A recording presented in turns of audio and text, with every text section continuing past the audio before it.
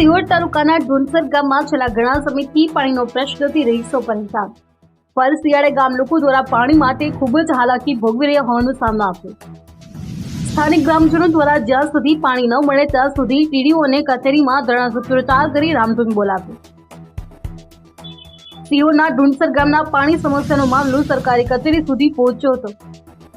છેલ્લા 7 માસથી પાણી ન મળતા ગ્રામજનો અનેક રજૂઆત બાદ ખૂબ જ વિફર્યા હતા।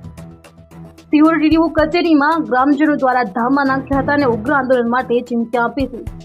વિપુલ બલિયા, જી ન્યૂઝ, સિહોર। ધારાસભ્ય અમે 2 વખત એની પાસે જઈ આવ્યા પણ અમને ધ્યાન દેતા નથી। તમારો શું સંબંધ થાય? અમારા જમાઈ થાય। આ પાડીદારના ધારાસભ્ય છે ભીખાભાઈ, હા, ઈ અમારા જમાઈ થાય। તમે એને શું ફરિયાદ કરી? અમે એને પાણી નીકળી એમને તમને શું કીધું?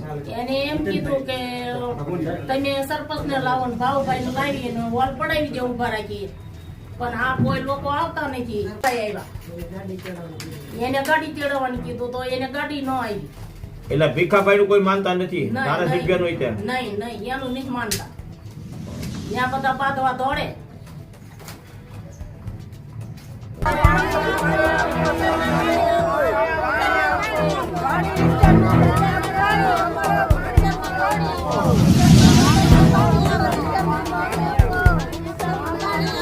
પાણી આપો ભાઈ, પાણી આપો।